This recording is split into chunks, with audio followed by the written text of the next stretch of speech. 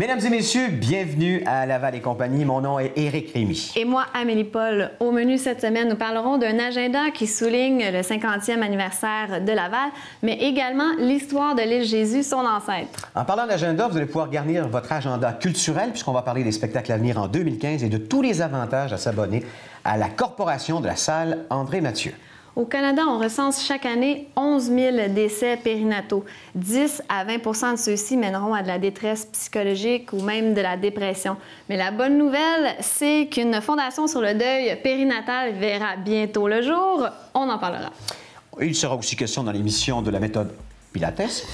On va aussi avoir la critique du plus récent film de Brad Pitt qui a pour nom Fury, et à la chronique techno, on va passer en revue tous les nouveaux jeux vidéo, soit à offrir ou pourquoi pas à s'offrir.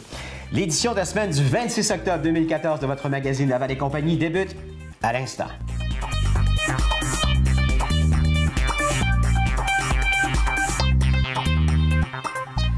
Dans la foulée du 50e anniversaire de Laval, deux organismes locaux ont mis leurs forces ensemble. Un s'occupe d'histoire et l'autre d'archives. Tout ça pour donner un agenda, qui est l'agenda historique 2015, un passé vivant. Pour nous en parler, nous recevons la directrice générale de la Société d'histoire et de généalogie de l'île Jésus et également un archiviste et historien au Centre d'archives de Laval. Il s'agit de Dominique Baudevenne et Alexandre Patnaud. Bonjour. Bonjour. Dites-moi, entre le projet initial de cet agenda que j'ai entre les mains et le produit fini, il s'est passé combien de temps? À peu près 8 mois. Le projet est venu au monde dès le début janvier, où est-ce que on a jeté les bases, on a pris contact, c'est sûr, entre les deux organismes pour que les conseils d'administration acceptent d'embarquer dans ce beau projet-là. Ensuite, il y a eu un appel aux membres de la société. Les membres de la société sont des gens qui connaissent quand même beaucoup l'histoire de Laval, de l'île Jésus. Donc, il y a eu un appel public pour qu'ils nous fournissent des dates, des éphémérides ou des photos ou des documents qu'on peut reproduire dans cet agenda. Ensuite est venue en avril vraiment la conception comme telle, la recherche d'éphémérides, la validation, la recherche de photos. En juin, on a eu une superbe jeune étudiante en graphisme qui nous a justement pondu tout le graphisme de cet agenda pour en arriver finalement à ce qu'il soit lancé le 3 octobre dernier. Qu'est-ce qu'on privilégie de garder ou de raconter dans un agenda comme celui-là, Alexandre? Parce que j'imagine que c'est un peu pas mal votre travail. Hein? Effectivement, mais c'est toute une question, puis c'est beaucoup de casse-tête, forcément. L'exercice qu'on a fait, dans le fond, c'est de ressortir toutes les éphémérides possibles pour ensuite en faire une sélection. Donc, on en a sorti plus de 500 à travers la documentation disponible amassée depuis 50 ans à la Société d'histoire, mais aussi à travers les fonds d'archives qu'on détient au Centre d'archives de Laval. Donc, de se lancer là-dedans, ça a été un long processus qui nous a permis d'en sortir plus de 500. Et à partir de là, justement, il y a un comité qui a été formé pour la sélection des éphémérides. On en a ressorti environ 200. Et donc, à partir de là, on essaie forcément de refléter un peu toutes les facettes de l'histoire de l'île Jésus, que ce soit au niveau sportif, que ce soit évidemment au niveau culturel, social ou quoi que ce soit. Politique, forcément, c'est impliqué dans le processus. Et on n'a pas nécessairement, même si cet agenda-là est produit à l'occasion du 50e anniversaire de l'île Jésus, on a forcément été avant. L'histoire de Laval ne commence pas en 1965, elle commence en 1636 et même avant. Donc, on couvre à peu près 4 siècles, c'est ça? Oui, effectivement, on couvre à peu près 4 siècles à travers les éphémérides. Vous comprendrez aussi que si on avait sorti 500, on n'a pas pu tout mettre. Donc, il y a eu une sélection forcément. On a gardé ce qui pouvait être le plus pertinent dans ce qu'on appelle la vulgarisation de l'histoire. Parce que c'est un bel agenda historique, mais c'est aussi un agenda avant tout, un agenda qui est fonctionnel. Les gens peuvent s'en servir à tous les jours. Et c'est monté un peu de la même façon qu'on a les pages dans les revues, où est-ce que c'est juste des petits spots sur toutes sortes de sujets, bien, c'est fait de la même façon. Donc, c'est accessible à tout le monde, facilement compréhensible, ça, c'est sûr. Et le but, c'était d'avoir une diffusion de l'histoire lavalloise, mais une diffusion grand public. Donc, le mot d'ordre était aussi de se limiter à 75 mots à peu près par éphéméride. Donc, c'est une petite lecture très facile, très belle, comme vous pouvez le constater. Justement, 27 octobre 1989, 27 octobre, c'est ma fête, mais on est dans la semaine aussi, là. Tout à fait. On apprend que la patineuse artistique Josée Chouinard était honorée à l'Hôtel de Ville. À 20 ans, elle venait de remporter les classiques internationaux de Budapest et de Vienne, et ainsi de suite. Donc, ça va... l'éphéméride le plus récent, c'est quoi? on couvre? Oh, le plus récent, c'est une bonne question, mais ça irait probablement à l'élection du maire actuel, qui est Marc Demers. Évidemment, on essaie de toucher un peu tout dans l'histoire de l'île Jésus, mais forcément, quand on parle de choix, il y a des choses comme ça OK, il y a des choix qui s'imposent, mais il y en a d'autres qu'on doit peut-être oublier parce qu'il y a aussi un passé un peu trouble par rapport à Laval, non? Bien, en fait, dans l'agenda, ce qui a été important, c'est que nous, on est allé aussi de façon factuelle.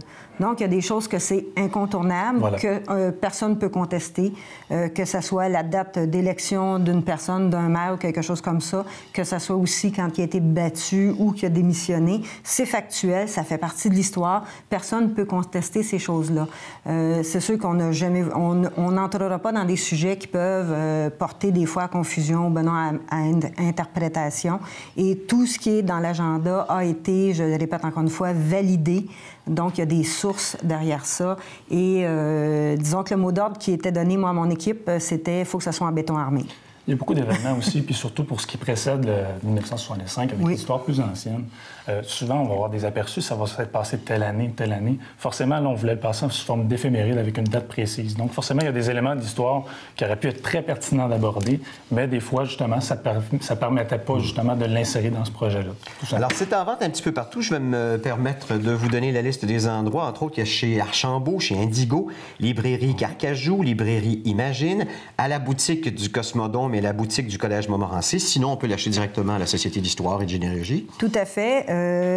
Comme c'était un agenda, c'est un agenda qui se veut grand public. Oui. Il est en vente aussi au coût de 19,95 plus taxes. Donc, très abordable comme prix d'achat. Et en passant, ça fait aussi de très beaux cadeaux de Noël. C'est vrai, c'est vrai. Alors, 450-681-9096, si vous voulez appeler la Société d'histoire et de généalogie de l'île Jésus. D'abord, je pense que c'est le premier de d'autres agendas à venir parce qu'il y a encore tellement de choses à dire. Le passé est reluisant, puis l'avenir l'est tout autant. Oui, effectivement. Merci de nous avoir reçus. Ça fait plaisir. Sinon, il y a évidemment beaucoup de projets à l'approche du 50e dans lesquels on va essayer de se lancer. Il y a des choses à venir pour notre organisme. Ça sera l'occasion de parler d'histoire à Laval. Merci Alexandre, merci Dominique. Bienvenue.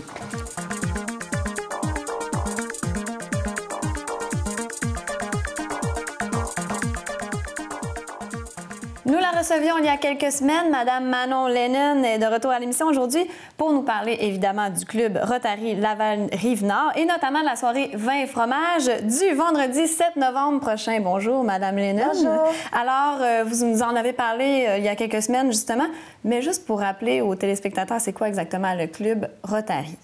Le Rotary, c'est un réseau international qui compte 1,2 million de membres dans 34 000 clubs partout à travers le monde. Des bénévoles? Oui.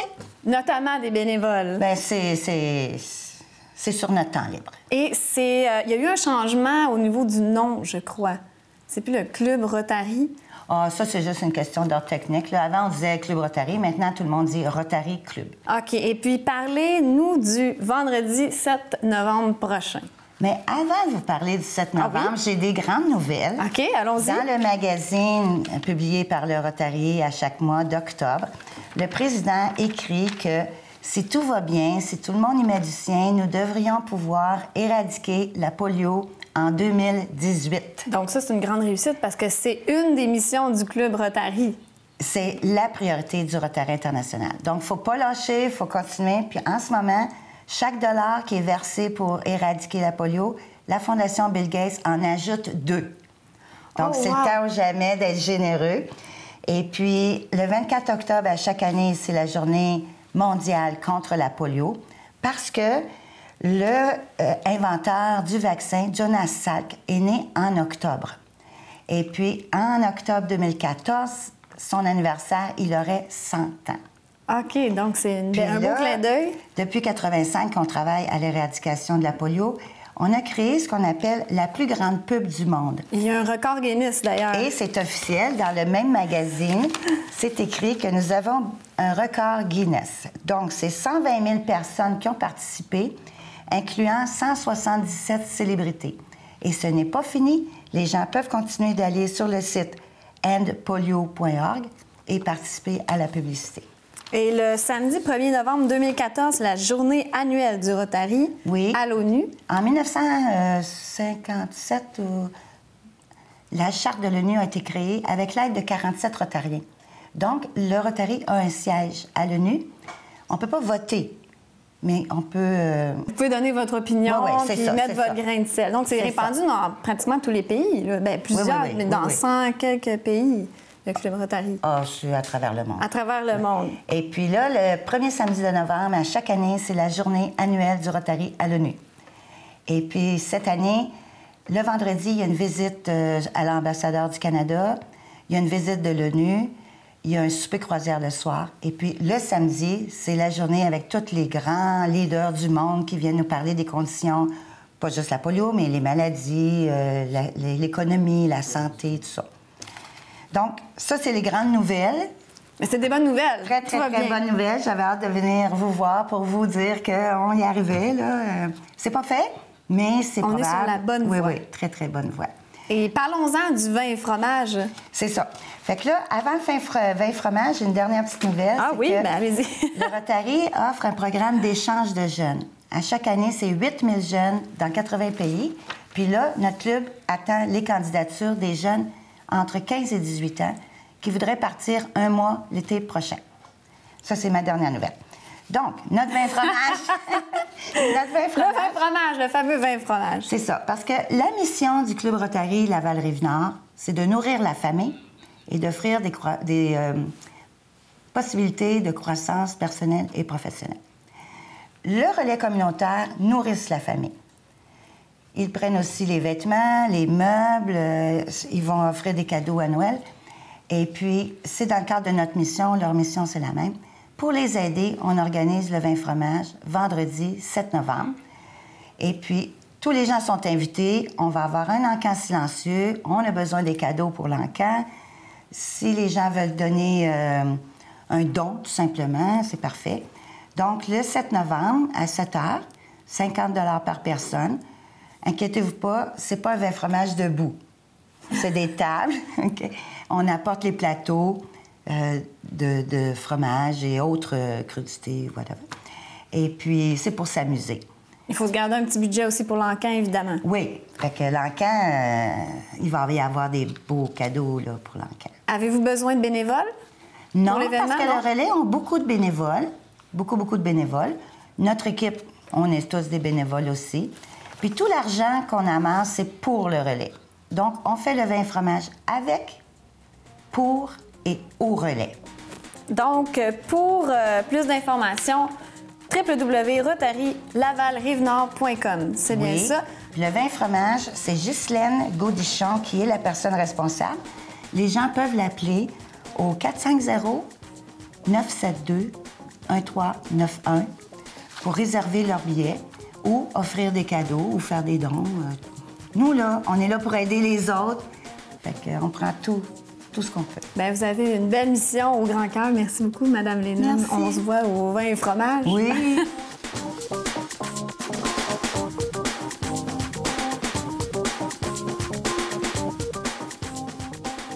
Alors, le 11 octobre dernier avait lieu la 11e édition de la Fête des Anges, dont j'ai eu l'honneur d'être l'artiste marraine pour y interpréter Les Petits Pieds de Léa. Le tout était organisé par une femme extraordinaire au cœur généreux, Valérie Dorion. C'est une maman, c'est une femme d'affaires, c'est la co-auteure du livre Nos petits anges au paradis. Ayant elle-même vécu le deuil de son poupon, Chloé, d'une grossesse à terme, il y a déjà 12 ans de ça. Évidemment, de cette épreuve est né le désir d'aider. Et maintenant, on va mettre au monde une magnifique fondation pour aller aider les gens dans le deuil périnatal. Bonjour Valérie, merci beaucoup d'être là avec nous autres. Merci de l'invitation. Merci. Valérie, c'est quoi d'abord et avant tout la Fête des Anges? En quoi ça consiste?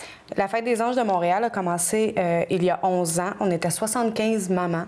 Il n'y avait pas de conjoint, il n'y avait pas d'accompagnateur. On était 75 mamans avec nos petits ballons, puis on voulait rendre hommage et se recueillir pour nos bébés décédés trop tôt. Avec les années, on a vu que le besoin est bien présent. On est maintenant plusieurs centaines de parents et c'est célébré partout à travers le monde. Il y a les mamans, les papas, des membres de la famille, des amis aussi qui sont présents pour les parents d'eux. Et il y a toujours des intervenants sur place si besoin est. Oui, tout le temps. Qui est extrêmement important aussi. J'ai 2 à 3 intervenants spécialisés en deuil périnatal sur le terrain.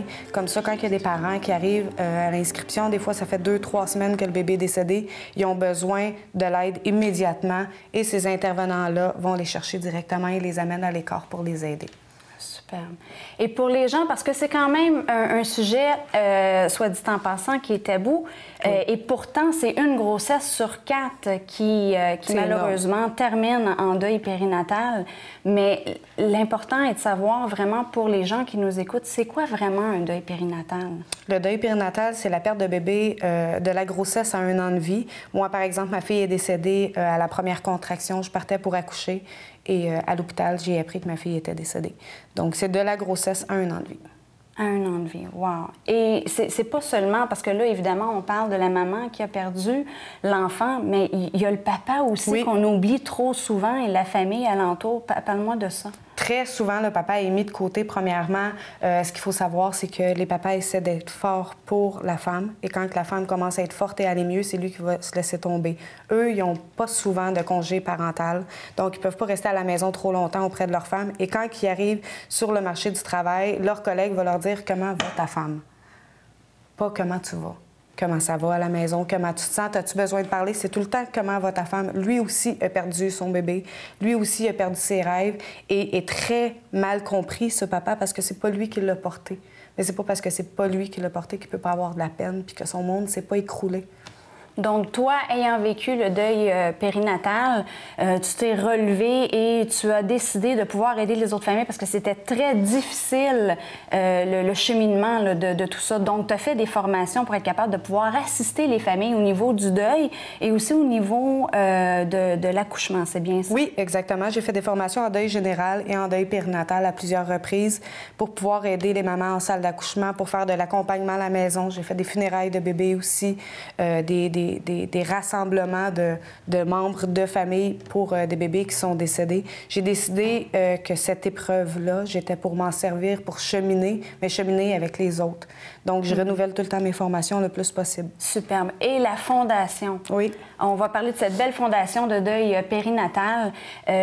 En quoi ça consiste exactement? Quels sont les services qui sont offerts et où vont les dons qui sont amassés? La fondation, c'est très, très important de dire que les services de santé ont énormément besoin d'aide. Les infirmières, les sages-femmes, les médecins, les préposés, la fondation va leur fournir des formations spécialisées en deuil périnatal. On va garnir les bibliothèques aussi, des groupes de soutien, de livres, de boîtes à outils. Puis on va organiser 2 à 3 événements par année pour les parents en deuil, dont la Fête des Anges de Montréal. Superbe. Et on vous retrouve où exactement? On vous rejoint où?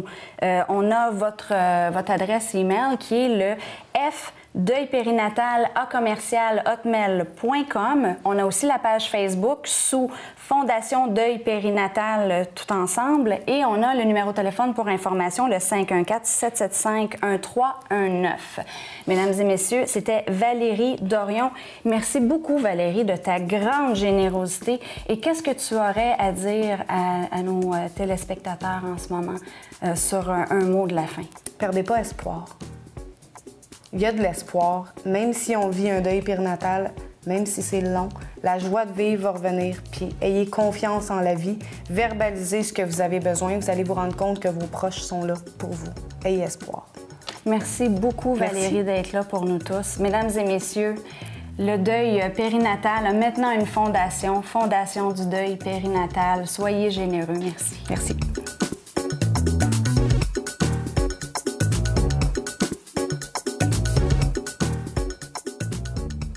Le Pilates, on en a souvent entendu parler, mais pas nécessairement essayé. Du moins, moi, j'ai jamais essayé. Aujourd'hui, Roberta Arguello vient démystifier ce programme d'entraînement. Bonjour, Roberta. Bonjour. Donc, ça sort d'où, ça? Ça vient d'où exactement, le Pilates? Donc, ça a commencé au début des années 1900.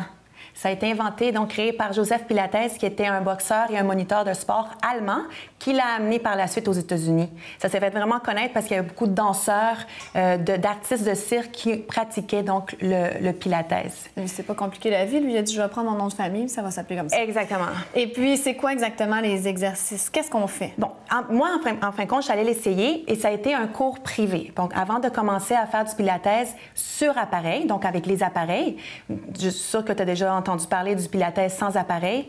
Oui. Ouais. Donc, c'est ce que les gens voient avec un tapis, puis là, on fait des exercices. Là, on parle du pilates avec les appareils. Donc, ça, c'est comme ça que, justement, M. Pilates l'avait inventé sur un lit avec des ressorts. Ça va faciliter ou rendre l'exercice plus difficile. Et c'est un programme qui va permettre de rééquilibrer les muscles de ton corps en tenant compte de la respiration. Donc, on va renforcer les muscles qui sont plus faibles et aller décontracter les muscles plus tendus aussi, toujours en passant un bon alignement de la colonne vertébrale et une bonne posture générale de ton corps. Donc, c'est purement de la musculation. Mais c'est un peu de tout. Tu vas avoir de la flexibilité, de la musculation, mais c'est... En appareil, avec l'appareil, l'avantage, c'est que c'est les gens qui écoutent moins leur corps, qui sont moins habitués à être bien dans leur corps. Donc, l'appareil va te permettre d'être plus stable et de moins aller compenser avec d'autres parties de ton corps. Donc, si tu es en train de travailler les jambes, tu sais, des fois, les gens vont être crispés d'en haut. Mais avec l'appareil, ça va justement te permettre d'être plus détendu du haut de ton corps. Ça serait peut-être mieux pour les débutants? Exactement. Mais on peut aussi l'adapter, les appareils. On peut adapter les appareils pour les rendre plus résistants. Donc, pour les sportifs, si tu veux aller travailler justement plus en musculation. Donc, c'est adapté pour tout le monde. Il y a des médecins, justement, qui vont conseiller à leurs patients d'aller faire du pilates pour traiter des maladies comme l'ostéoporose ou une hernie discale. Donc, c'est adaptable à tout le monde, hommes, femmes, de tous les âges, de toutes les conditions physiques, qui vont faire ça pour se mettre en forme ou pour, justement, guérir une blessure, ou les sportifs pour rééquilibrer leur corps. Parce que, justement, on le compare souvent au yoga. Bon, en fait, on se dit que c'est un sport plus pour les femmes, mais non. Non, c'est bon pour tout. Justement, pour les hommes qui font du sport. Donc, des gens qui vont faire du crossfit ou les techniciens de son qui sur sont les plateaux de tournage. Exactement, qui sont toujours en train d'utiliser juste une partie de leur corps. Là, ça va rééquilibrer au complet tout le corps. Et on parlait de contrôle-J. Donc, c'est ça, c'est la référence à sa méthode qui encourage l'utilisation de l'esprit pour contrôler les muscles. Mais en fait, c'est pour ça que je disais qu'avec l'appareil, c'est plus facile, parce que quelqu'un qui n'a pas conscience de son corps totalement, ça va être difficile, justement, d'aller se concentrer seulement sur un muscle à la fois. Donc, c'est là que tu vas aller compenser avec d'autres parties de ton corps. Avec le Pilates, on va aller travailler, donc, on va tonifier les muscles, mais aussi les étirer. C'est pour ça qu'il y a beaucoup de danseurs et danseuses qui vont faire du Pilates, parce que ça va tonifier et allonger ton muscle. Plutôt que les grossir. Exactement. Et là, bon, tu vas améliorer, bien sûr, la posture, la flexibilité, la respiration et la musculature profonde. Ça, c'est une fine couche musculaire qui va entourer donc la structure osseuse. C'est ça qui va te permettre d'être droite, justement, en plus de tes muscles, des abdos et tout ça. Donc, qui va te permettre que ta colonne vertébrale va être en bon maintien, en fin de compte, droite. C'est pour ça que c'était très populaire auprès des vedettes hollywoodiennes. Oui, parce que ça tient droit, ça va nous donner une bonne posture. Et donc, pour tonifier justement la musculature profonde, il faut faire des mouvements lents et aussi, on va maintenir des postures longtemps, un peu comme au yoga. Et j'ai l'impression que c'était très, très populaire il y a quelques années. On en entendait beaucoup parler. Et puis moins ces temps-ci. C'est que les gens, ils ont commencé, la mode, c'est aller dans la haute intensité, comme faire du crossfit, du body vélo. Là, maintenant, ben, c'est avec le Pilates, ça a toujours existé, ça va continuer à exister. Et il faut juste vraiment des vêtements de yoga et nu-pieds. Et je tiens vraiment à remercier l'instructrice à Connexion Pilates, Suzy, qui m'a aidée pour le cours de privé. Cours privé, en plus. Exactement, parce qu'il faut quand même comprendre comment ça fonctionne, les machines, et comment apprendre à respirer comme il faut. Et si vous voulez avoir plus de renseignements, justement, sur le cours d'essai gratuit, les tarifs, les horaires, vous allez sur connexionpilates.com. Il faut vraiment l'essayer pour voir si ça vous convient. Bien, super. Merci beaucoup, Roberta.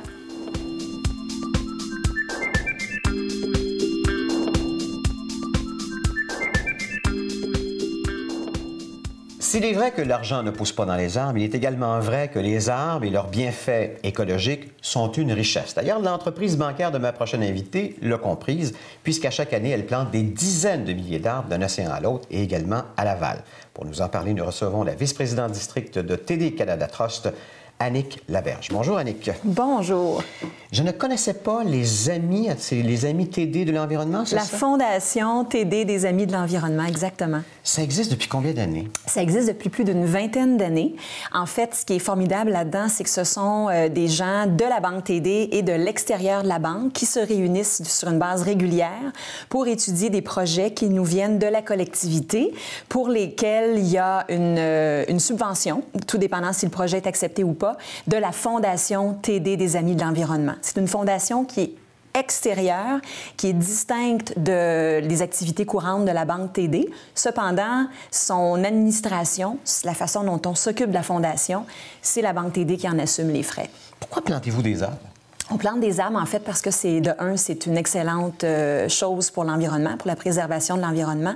Deuxièmement, c'est une excellente façon de rallier des gens de la collectivité avec des employés de la Banque TD pour une cause qui nous tient chère à tous.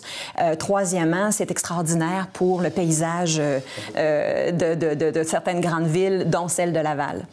300 arbres qu'on a plantés à Fabreville, c'est ça? Oui, exactement. Vous étiez de cette journée? Oui, j'étais là. On a passé un avant-midi. On était plus d'une cinquantaine d'employés et de parents, amis, familles, gens de la collectivité regroupés un beau samedi avant-midi avec l'équipe, dans le fond, de Éco-Nature qui nous soutient dans ce projet-là sur les berges de la rivière des Mille-Îles, aux limites de Fabreville et de Sainte-Rose.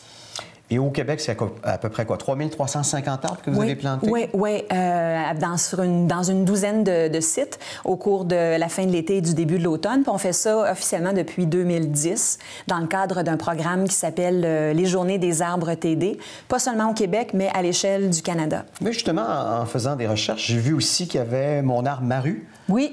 Ça, c'est un autre programme national. C'est un autre programme national qui existe depuis quelques années, qui soutient en fait certaines municipalités à travers le pays, qui nous font des demandes pour voir de quelle façon est-ce que, avec des projets urbains, environnementaux, on peut dynamiser, améliorer la ville. Et ça peut aller jusqu'à des subventions de 15 000 $ que la Banque TD offre à ces municipalités-là. La Fondation TD des Amis de l'Environnement ont également réalisé à peu près 22 000 projets de ce que j'ai vu. Et j'ai vu beaucoup de choses dans les écoles et je trouve ça particulièrment intéressant. Entre autres, je vais vous dire une école de primaire qui a été initiée au vermicompostage, initiative de jeunes de grandes villes à la nature, donc de les familiariser. Un jardin éducatif aussi dans la cour d'école.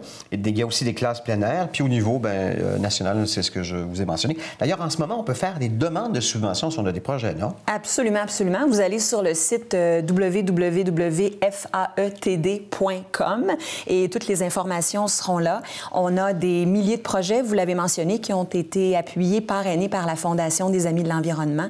Et puis, ce qui est bien, c'est que chaque don que vous faites comme individu va exclusivement au projet subventionné par la Fondation, puisque toute l'administration de ces sous-là, de ces projets-là, est effectuée par la Banque TD à ses frais. Parlons argent, puisqu'on parle avec quelqu'un qui est dans le domaine bancaire. C'est combien d'argent que ça représente par année?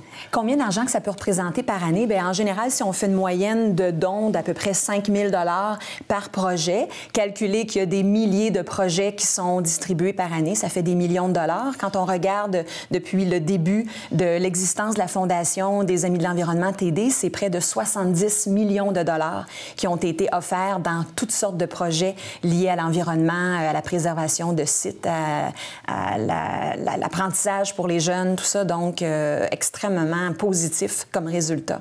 Est-ce que veut le TD, entre autres, c'est faire une différence dans le milieu ou s'acheter peut-être une image écologique? Bon, je pense que c'est vraiment de faire une différence dans les milieux. La preuve, c'est que la Banque TD, il y a quelques années, a été la première entreprise, du moins dans les grandes entreprises canadiennes, à se doter de ce qu'on appelle un CEO, non pas pour Chief Executive Officer, mais pour chef, Chief Environment Officer, donc un chef de la direction à l'environnement, pour vraiment démontrer le leadership de la banque, que ce soit dans les comportements qu'on veut inculquer à nos employés, que ce soit dans la Votre empreinte écologique, notre empreinte écologique, en 2010, on a été décrété comme une entreprise carboneutre. On utilise du papier que nous achetons. Nous encourageons des fournisseurs axés sur le développement durable. On a inauguré il y a quelques années à Toronto la plus grande succursale TD à l'échelle canadienne a été décrétée avec un toit vert, un toit sur lequel on a de la pelouse. Quelques 70 de nos nouvelles succursales sont considérés comme lead à un niveau or ou platine. Alors, c'est vraiment pas juste une question de sensibiliser les employés, la population. C'est une philosophie d'entreprise, tout à fait. D'ailleurs, si vous voulez avoir plus de détails, justement, sur ces différents programmes et les choses dont on vient de jaser, tdcanadatrust.com, vous allez sur l'onglet Opérations bancaires et ensuite vous cliquez sur Services bancaires écologiques. Vous allez avoir là tous les détails et même peut-être faire votre demande de subvention. Vous avez un projet écologique. Bien, merci de faire une différence dans notre environnement. Ça fait plaisir. Merci de ce bon résumé. Au plaisir de vous réaccueillir ici à la Vallée-Compagnie. Certainement. Merci M. Rémy.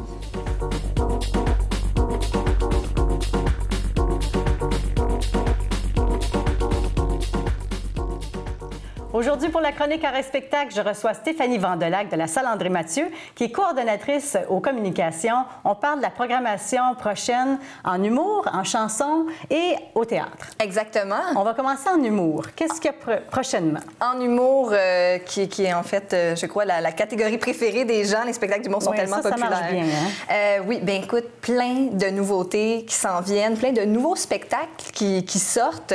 Jean-François Mercier va présenter son nouveau spectacle chez nous au mois de novembre. Okay. Son spectacle s'appelle Subtil.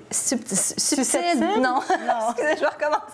Subtil, sensible et touchant. Okay. Donc, c'est un nouveau Jean-François Mercier, peut-être qu'on va découvrir sur scène au mois de novembre.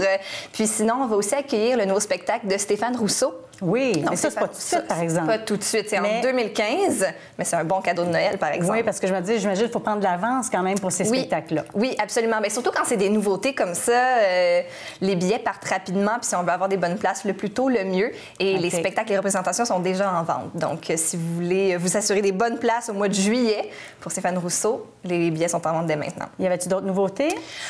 Aussi, ce qui s'en vient, en fait, on a du côté humour, mais humour-théâtre. Ma première fois. Oui. Ça a été une nouveauté cet été au Festival Juste pour rire, mais ça s'en vient chez nous en décembre. Donc, c'est vraiment du théâtre, mais super rigolo. Ouais, moi, j'ai vu cette pièce-là. Là. Moi, j'ai bien aimé ça. Ouais. C'est partagé des fois, mais ça part de la première fois sous forme de sketch. Oui, c'est ça. C'est un spectacle qui s'adresse aux 16 ans et plus. Il faut peut-être quand même le dire. C'est un spectacle un peu cru. Ça parle de, donc, les premières fois et différents scénarios qui peuvent arriver lors de cette première fois-là. Donc, oui, c'est assez cocasse. C'est 4 comédiens qui sont sur scène qui font plusieurs rôles l'un à la suite de l'autre. Donc, ça aussi, si vous voulez rire un bon coup, c'est un bon choix. Et en chanson maintenant? Oui. Eh bien, en chanson, cette année, à la disque, Michel Louvain va être hommagé. Oui. Donc, nous, on est très heureux de l'accueillir en 2015 dans un spectacle où il va être sur scène avec René Martel et Chantal Paris. Ça s'appelle Les Années Bonheur. Okay. Donc, si vous voulez ne pas manquer l'hommagé de la disque en spectacle, il va être en spectacle chez nous donc en mars 2015. Puis en plus, ça va être la première médiatique de ce spectacle-là à Laval. C'est rare qu'on voit ça, seulement les premières médiatiques, donc avec caméra, journaliste, apéro ici à Montréal, mais là, on fait ça à Laval pour ce spectacle-là, donc ça va être une belle occasion à ne pas manquer. OK. Et quoi d'autre en chanson? On a aussi les coachs de la voix, Éric Lapointe, Isabelle Boulay, qui vont venir avec chacun leur spectacle respectif. Éric Lapointe en novembre prochain. Sinon, Isabelle Boulay, ça va être en février 2015. Il y en a plusieurs, là, comme Bobby Basini, qui marche très, très bien maintenant. Là. Oui, Bobby Basini affiche complet ce mois-ci du côté du théâtre Marcelin Champagnat, mais on travaille très fort pour avoir une supplémentaire avec lui parce que c'est tellement bon. Pour ceux qui ne le connaissent pas, allez écouter Bobby Basini, son nouvel album. Vraiment excellent. Vous avez une belle programmation, là. Salle André-Mathieu, il y a vraiment de tout, là. Bien, on travaille très fort pour avoir une programmation de plus en plus variée.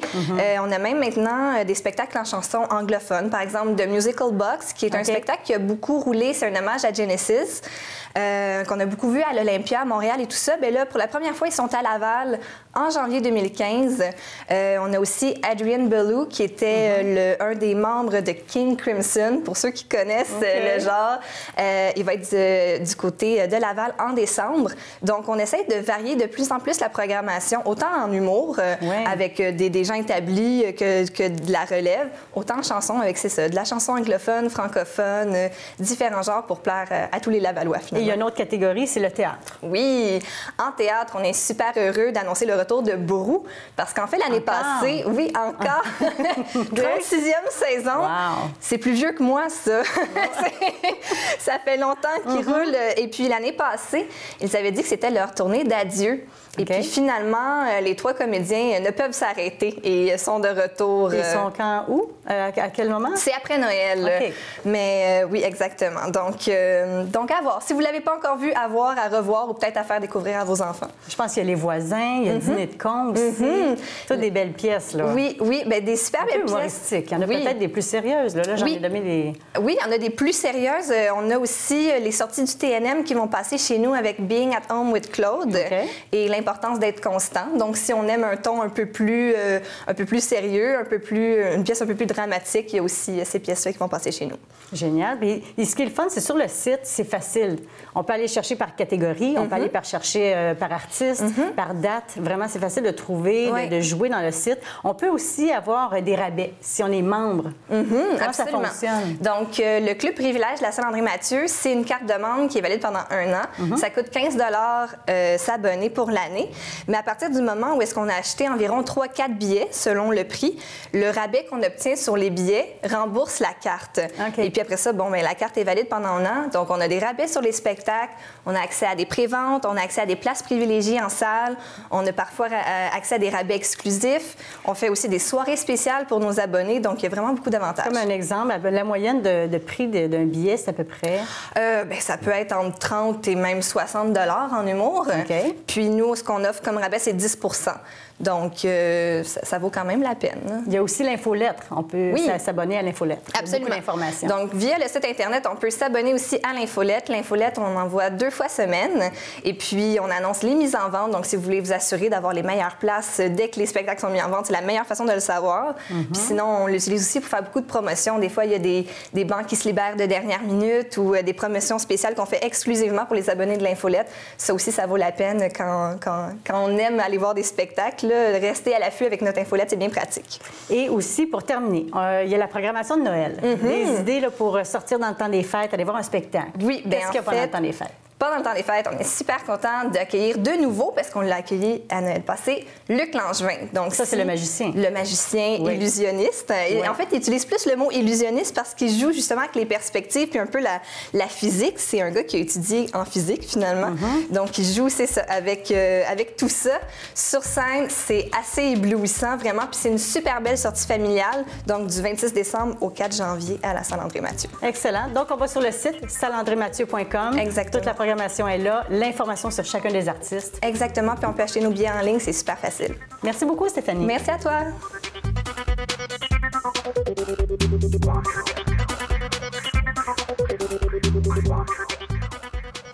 Alors, la culture lavalloise est riche de la participation active de gens passionnés qui font valoir cette culture-là. Aujourd'hui, mon nom est Jean-Jacques Lapierre et j'ai le plaisir de rencontrer Mme Madeleine Etier-Campagnan. Bonjour, Madame. Bonjour, M. Lapierre. Madame, ça fait longtemps que vous êtes impliquée dans les arts et la culture ici à Laval. Oui, ça fait très longtemps. J'ai commencé, je pense, il y a 40 ans. Il y a 40 ans? Oui. Ça a été... en fait, j'ai commencé un peu avant. J'ai fait les Instituts des arts appliqués pendant 5 ans. Et puis, par la suite, j'ai commencé à...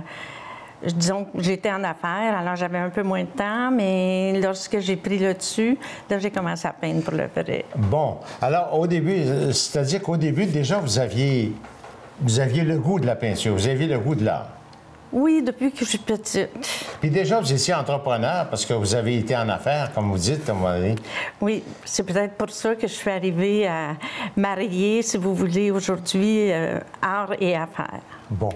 Maintenant, vous organisez aussi plusieurs expositions. Vous êtes très active dans le milieu. Oui, je suis une femme pas mal active, comme on dit, en tout cas. On me juge comme ça, là, très, très entreprenante surtout. Oui.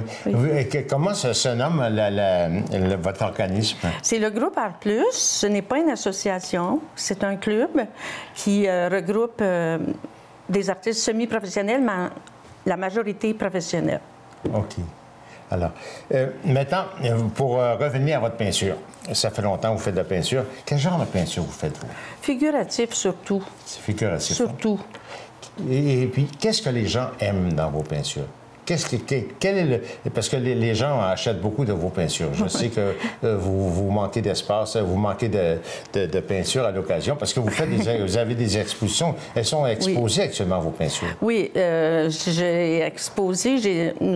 Le club, en tant que tel, a été demandé chez la coopérative funéraire de Laval qui vient d'ouvrir. Mais c'est pas des natures mortes, quand même. Non, pas du tout. D'accord. Alors, on vous a demandé... Les natures, c'est bien vivant. Oui, d'accord. Oui. Alors, nous avons exposé chacun un tableau avec le thème l'arbre. Oui. Et c'était pour, ni plus ni moins, pour régénérer nos forêts. Cette coopérative plante des arbres lorsqu'un enfant naît ou décède. Alors, on a participé à ça. J'ai eu l'honneur de gagner le premier prix, le ruban d'or. Le ruban d'or. Oui. Bon. Alors, c'est ça. Puis là, ils m'ont demandé d'exposer 10 tableaux de plus. Et puis, le groupe, en tant que tel, comme nous faisons affaire avec les commerces, les industries, alors, ça fait 3 ans que nous étions avec Sears Décor, la Maison Léon, Ashley, même IGA nous a demandé. Oui? Oui. Ah, c'est intéressant. Oui, c'est intéressant parce qu'il y a un bon public. Alors, je crois que le centre d'achat du Vernet aussi lance une invitation, si jamais vos peintres veulent le faire, il lance une invitation pour vous accueillir. Ah, bien ça, ça serait intéressant parce que j'étais du secteur de Duvernay auparavant. Oui. Bon. Alors, Madame Madeleine Laitier-Campagna, vous êtes très active, oui, et combien d'artistes font partie de Art Plus, à peu près?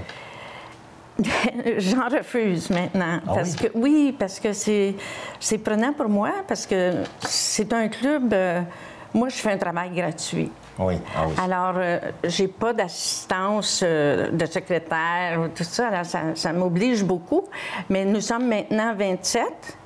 Et vous voyez, juste la semaine passée, j'ai eu 4 demandes de plus. Ah, c'est bien. Maintenant, les arts à Laval, qu'est-ce que vous pensez des arts à Laval? Qu'est-ce qui se passe? L'organisation? Bien, c'est sûr que les artistes, on demande un peu plus. Oui. Moi, je préconise que notre ville, à un moment donné, accepte, tout comme à Québec, qu'on ait un endroit spécialisé pour la culture. Je regarde, par exemple, le parc où on va faire des journées de la culture, qui est à côté du pont Arthur-Sauvé, donc l'entrée de Laval, qui deviendrait, par exemple, à la Pointe des Pinceaux. Ah oui? C'est ce que j'espère. Et puis, ou qui nous donne un bout de rue, et puis comme la rue du Trésor à Québec, qu'on puisse avoir une exposition permanente. Comme ça, vous faites une première suggestion, tout près du pont, comment il s'appelle le pont? Du pont Arthur-Sauvé. Appelez ça la Pointe du Pinceau. Oui. Ah, ça serait formidable. Une très belle suggestion. Oui, parce qu'on pourrait aussi ajouter la Pointe des Pinceaux avec musique et art et culture. Alors, Mme Madeleine Laitier-Campagna, je vous remercie d'avoir fait connaître un peu votre association. Et puis, on va inviter les gens à visiter les expositions d'Art Plus et d'aller voir vos peintures au salon. Il y a la coopérative funéraire, mais on a aussi, chez Beaucard, à Saint-Eustache, j'ai fait ouvrir une galerie, mais que j'appelle Boutique d'art. Alors, merci beaucoup, Madame. Ça me fait plaisir. Au plaisir.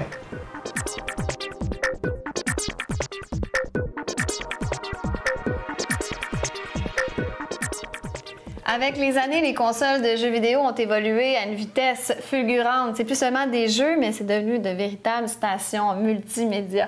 Jean-Philippe Leroux est avec nous aujourd'hui pour nous parler des jeux sur les 3 principales consoles. Bonjour Jean-Philippe. Salut Amélie, content de te retrouver. Bien, moi aussi, à chaque semaine, c'est un plaisir. Ouais. Écoute, là, on a Nintendo Wii U. Moi, je connais rien là-dedans, je dois dire. Nintendo Wii U, Xbox One et PlayStation 4. Ouais. Moi, je suis une grande fan de jeux vidéo. Bien, moi, je suis de la génération Nintendo. Moi, j'ai grandi avec ça. C'est sûr que je suis un fan. Je jouais au Nintendo, moi aussi. Là, à Mario Bros, ça, j'étais une experte. Mais à un moment donné, j'ai abandonné. J'ai quand même un peu, moi aussi, décroché, ou en tout cas, il y a une console pour laquelle j'ai changé, le Nintendo. Nintendo Wii U, c'est bien fait, c'est bon, mais pour les jeux un peu plus de mon âge, les consoles les plus intéressantes, c'est vraiment Xbox One et PlayStation 4. J'avais envie de te parler de ces 3 consoles-là. J'aurais pu te parler des jeux aussi sur PC, sur les autres consoles, mais comme c'est les 3 principales, focusons sur celle-là parce que bientôt, pour la période des fêtes, il y a des rabais intéressants qui vont être proposés. Ça va être fou, ça. Ça va être complètement... en fait, c'est lancé depuis un petit bout de temps déjà, mais si vous voulez vous en acheter une, votre enfant va vous demander ça en cadeau si vous ne l'avez pas, c'est clair. C'est clair. Alors, je veux aider à connaître un peu les jeux, peut-être pour les parents aussi, savoir comment s'y retrouver pour ces 3 principales consoles-là, avec les jeux qui sont un peu plus anciens, mais encore très intéressants, et des nouveautés à venir. Il y a des modes là-dedans aussi. Il y a des modes, non seulement il y a des modes, mais il y a des jeux qui sont disponibles seulement que sur un type de console. Alors, il y en a qui me disaient, là, des vrais gamers qui vont acheter la console pour le jeu spécifique et là, dépenser des centaines et des centaines de dollars. Il faut vraiment être accro à ce moment-là. Donc, ça serait quoi les jeux les plus populaires présentement? Les jeux les plus populaires. Je te dirais que c'est pas récent, mais ça vend encore beaucoup et celui dont je vais te parler en premier est disponible sur les 3 consoles. Donc, pour la Wii U aussi, même si je le conseille un peu moins parce que, point de vue maniabilité, c'est plus intéressant peut-être sur les 2 autres consoles, c'est Call of Duty. Sans blague. Sans blague. Et ça, c'est le jeu de guerre par excellence. Oui, ça, je sais. Donc, t'en as entendu parler? Ah, beaucoup. Ah, voilà. Et dans celui-là, ce qui est le fun, c'est que c'est un jeu multijoueur. On peut jouer à plusieurs et avec des amis avec nous à la maison, là, mais à travers le monde, avec des gamers de tous les niveaux, que ce soit pour jouer contre ou avec eux pour faire les missions. Et Ghost, pour ce titre-là de Call of Duty, c'est que tu fais partie d'une unité d'élite tactique et on l'a nommé Ghost. Alors voilà le pourquoi. Et c'est encore, là, c'est un des jeux les plus vendus à travers le monde au moment où on se parle. Ce qui est le fun en plus dans le jeu, c'est qu'on peut voir les gens en ligne partout dans le monde sur une carte. Moi, ça, c'est la partie que je préférais de ce jeu.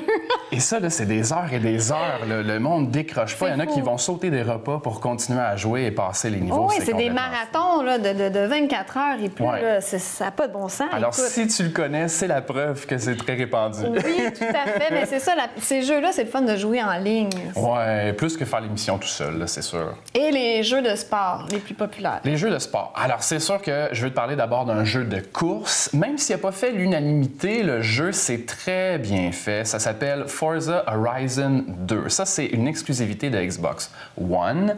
Pas besoin d'avoir un volant là, pour jouer puis trouver ça agréable. Ça, c'est plus de 200 voitures et des voitures que moi et toi, on se payera jamais, dont des exotiques. Alors, c'est ça qui est intéressant aussi. Et on peut jouer là, vraiment longtemps le jeu. On fait pas le tour de tous les parcours disponibles, les courses disponibles avant un bon bout de temps. Et dans les paysages proposés, on fait part là, du sud de la France au nord de l'Italie. Alors, en plus, c'est de toute beauté. Alors, ça, c'est quand même un bon jeu de course sur Xbox One seulement. Par la suite, toujours dans les jeux de sport, il y a NHL 2015. Mais c'est sûr! C'est évident, surtout avec le retour du hockey. Alors, celui-là, là, c'est vraiment un jeu qui gagne des prix année après année. C'est la référence.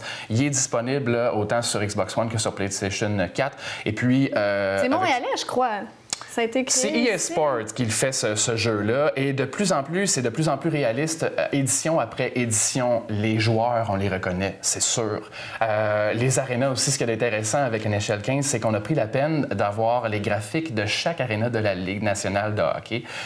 Juste pour faire une petite anecdote, par exemple, c'est peut-être pas représentatif pour les Panthers de la Floride parce qu'il y a beaucoup de monde dans les estrades et c'est pas vraiment le cas dans la réalité dernièrement. Alors, il y a ça qui est à noter. Et aussi, c'est vraiment décrit par des vrais descripteurs, des analystes du match de hockey. On a fait équipe avec une vraie, comment on dirait ça, un poste de télé finalement, pour commenter. Et on a vraiment l'impression qu'on assiste à un match. Oui, c'est très réaliste. Puis les échanges se font toujours, c'est toujours up-to-date. Oui, toujours de nouvelles fonctions pour de plus en plus avoir du plaisir à jouer. Alors ça vaut la peine. Et puis aussi dans les jeux de sport, je terminerai avec FIFA 15 ou 2015. Là. Ça, c'est un jeu qui est encore plus vendu du côté européen parce que le soccer est encore plus populaire. Voilà. Ça aussi, c'est une référence pour le soccer. Et ce qui est drôle, c'est que même si on choisit à jouer avec une bonne équipe, les gardiens de but, c'est tellement aléatoire. Là. Ton équipe, même si elle est bonne, le gardien de but peut se faire compter à tout moment. C'est un peu étrange. On me disait que peut-être si on a l'édition 2014, de ne pas se procurer le 2015 parce que ça fait encore le travail. Alors c'est encore là, si vraiment on est fan, qu'on va acheter cette nouvelle édition. Ça, c'est pour le volet des sports. Bien, merci beaucoup, Jean-Philippe. On n'a plus de temps, malheureusement. Déjà? On peut t'écouter à C'est quoi? Oui, la fin de semaine à compter de 6 heures le samedi et dimanche. Excellent, on t'écoute. Merci. Merci.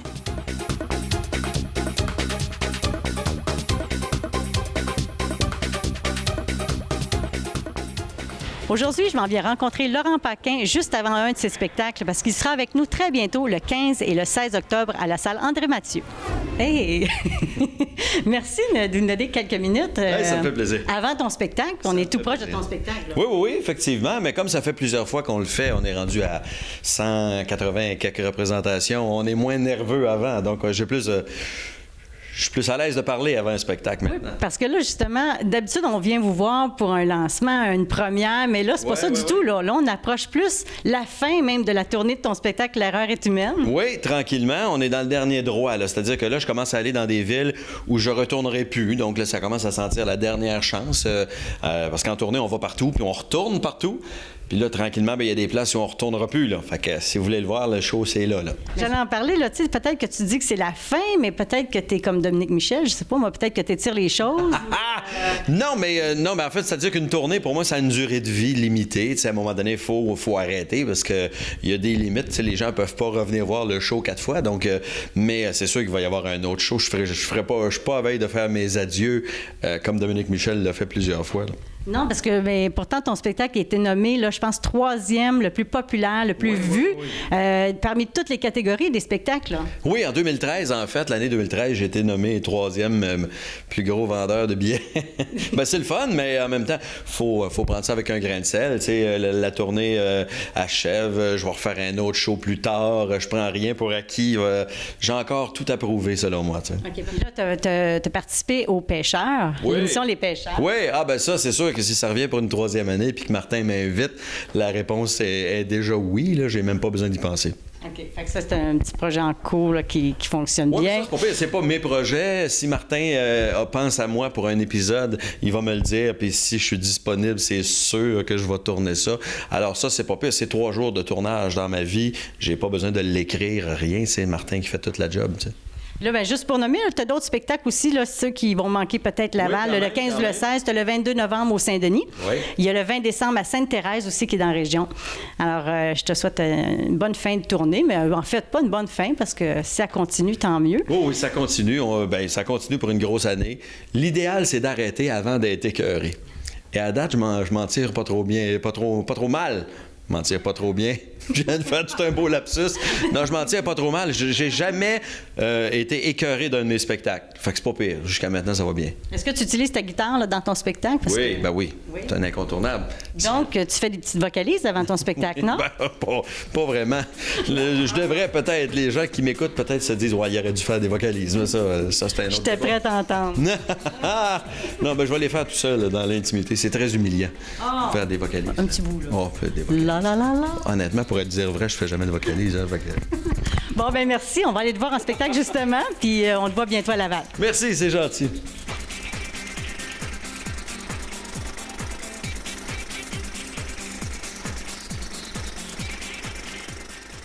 Avec Brad Pitt dans un film, on se trompe pas. Du moins, c'est rare. Nicolas Vincent Poirier vient nous parler de son nouveau film Fury, sorti le 17 octobre dernier. Bonjour, Nicolas. Salut. Est-ce que Brad Pitt a encore frappé fort avec Fury?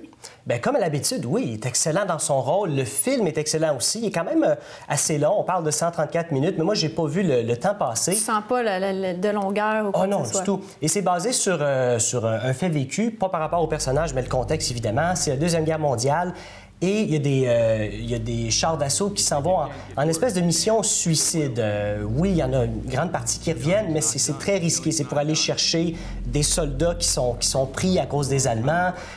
Donc, c'est vraiment la dernière ressource. Et c'est l'histoire, justement, d'un char d'assaut avec les gens qui sont à bord, qui sont comme une espèce de famille. Et Brad Pitt, il joue un peu le rôle de père. Bon, un drôle de père, là, il apprend à quelqu'un à tuer pour la première fois. Bon, en effet, c'est un drôle de père, mais il est vraiment excellent et tout le monde est excellent dans leur rôle. Et ce qui est spécial, c'est que d'habitude, quand on pense à un film sur la Deuxième Guerre mondiale, bon, on pense à quelque chose à grand déploiement, avec des grosses scènes de combat. Oui, il y en a dans ce film-là, mais le réalisateur, David Ayers, ce qu'il voulait vraiment montrer, c'était la chimie entre ces personnes-là qui sont presque tout le temps ensemble dans un char d'assaut et qui risquent leur vie à chaque jour. C'est un genre de drame psychologique en même temps. C'est pas seulement de l'action. C'est très violent aussi. C'est pas... Rendu là, on parle pas... Oui, il y a de l'action, mais c'est très réaliste. Ça montre vraiment l'horreur de la guerre. Est-ce que, parce que j'en ai entendu parler de la violence, est-ce que c'est dérangeant? Je sais que toi, ça t'a sûrement pas dérangé et que tu es un fan, mais pour quelqu'un comme moi, est-ce que ça peut être dérangeant? Bien, c'est très réaliste. C'est comme Saving Private Ryan. Oui, il y a énormément de violence, mais c'est pour montrer un contexte réaliste, c'est pour montrer quelque chose d'horrible qui s'est déjà passé. C'est pas comme voir Terminator avec plein de monde qui meurt, c'est pas du tout le même contexte, là. J'ai vu des critiques et selon les sexes, il y avait des notes et puis les femmes ont donné une meilleure note en général. Donc je me disais, pourtant ça a l'air d'un film de gars, mais ça a l'air que c'est vraiment pour tous. C'est vraiment pour tous. 13 ans et plus? C'est 13 ans et plus, oui, c'est ça. Oui, bien, il faut... Ce qui est spécial dans ce film-là, c'est que, bon, non seulement c'est dans un tout petit espace, mais aussi, chaque personnage, on dirait qu'ils sont comme en état de choc.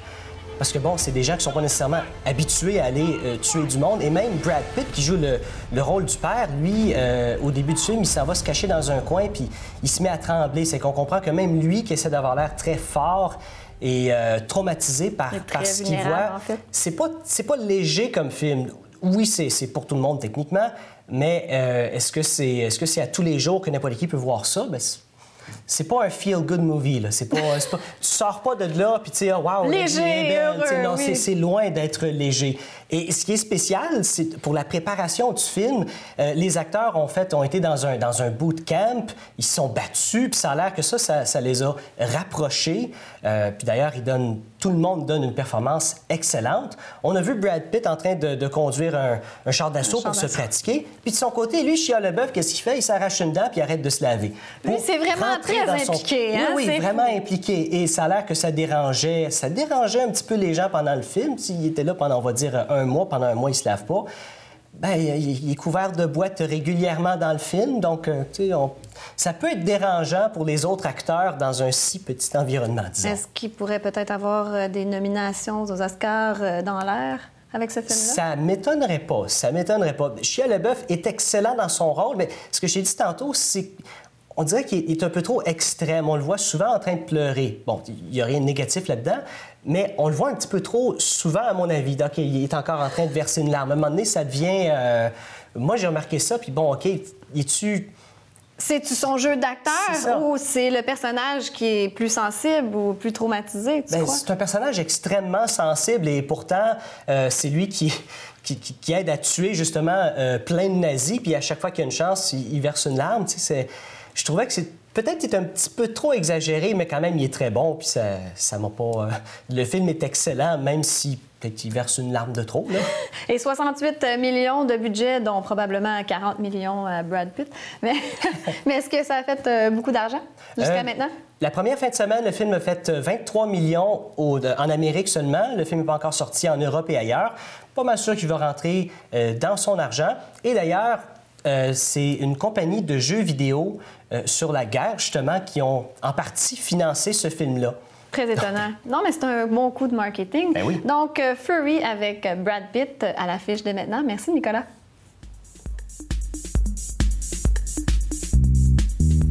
Ça conclut notre émission pour cette semaine. Vous êtes une entreprise, un commerce, une association, un regroupement, une fédération.